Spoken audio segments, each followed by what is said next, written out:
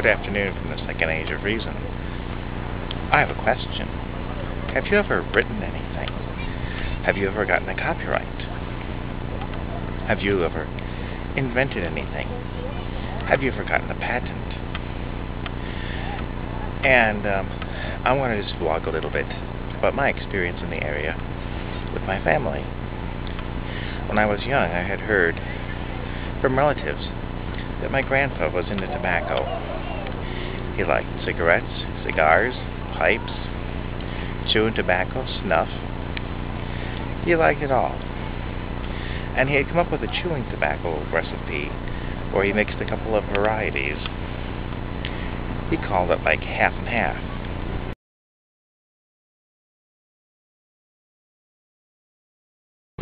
And his friend liked it too. And apparently his friend was the one who went and decided to get a patent on it, and did all right. That sort of thing happens. Move forward in time a little bit to my dad. He was a teacher, and he taught instrumental music, and he kind of needed a teacher's aide, but he decided instead of getting a regular teacher's aide, he would make one. And this is in the 1960s. Yes, he built a robot.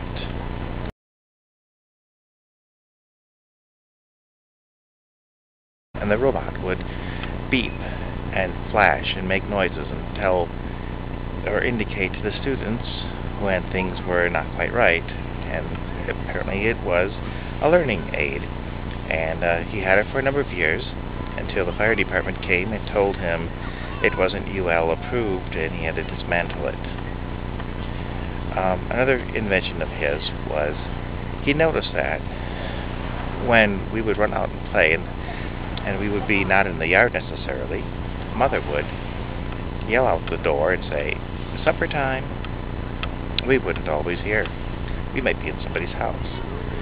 So Dad would blow a large horn. We would hear it a little better, but it wasn't the solution. Eventually he came up with an idea. He had a small little transistor radio that did not need batteries. I think it was a crystal radio.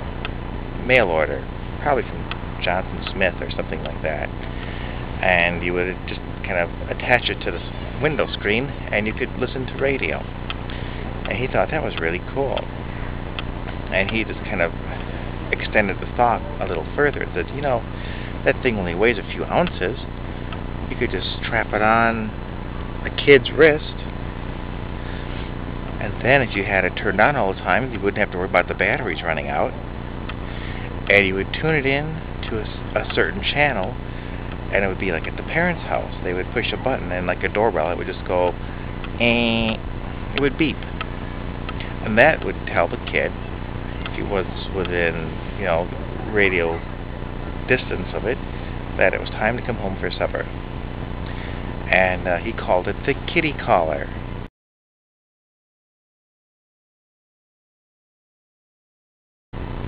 It would be on the kid's wrist and it would beep when he had to come home. And I think he was seriously investigating that as an invention, probably like in the late 1960s. But I believe, he ran into issues that, crystal radio is not a new technology, so you really couldn't patent a crystal radio, and that you couldn't really use the design of the Japanese one because they probably already had a patent on that. And then there was, if you had to have a transmitting station, you had to probably clear things out with the FCC and have it within a small amount of milliwatts. So that idea never came about to be in that time. So my dad invented a teaching robot and a kitty caller pager device, but never patented them. Move forward to when I was in college. My first job out of college was at a research lab, and they were encouraging inventing and innovating. So I filed some patent things. One was for a fan with no moving parts.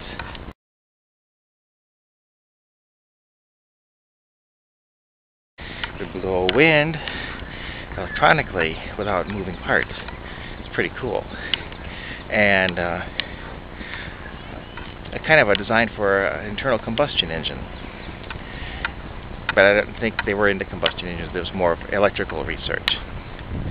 And finally, I invented something that might be considered what we now call a laptop, a small computer. I understood about integrated circuit chips like in 1978, 79, and I came up with a design and how to implement the computer instructions. So I had those ideas invented and drawn out on blueprints.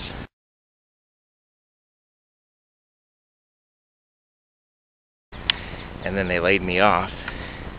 I couldn't really take the ideas with me, so I folded them up, put them in my laboratory notebook, and planted them in the corporate library. And then the company was bought out by another company, and the rest is history. So those invention ideas are somewhere in the library of that company. So, and they've been there for over 30 years. So that's an interesting bit of information. And we all had our little experiences inventing. I invent stuff now at my current job. Mostly it's software that I write. And so I was wondering, do any of you have things that you've done that have been creative? And did you go out and copyright it in terms of like art or poetry? Or did you just get a patent on it because it's an invention? So leave comments below. Please favorite if you like, and until later, we'll be seeing you.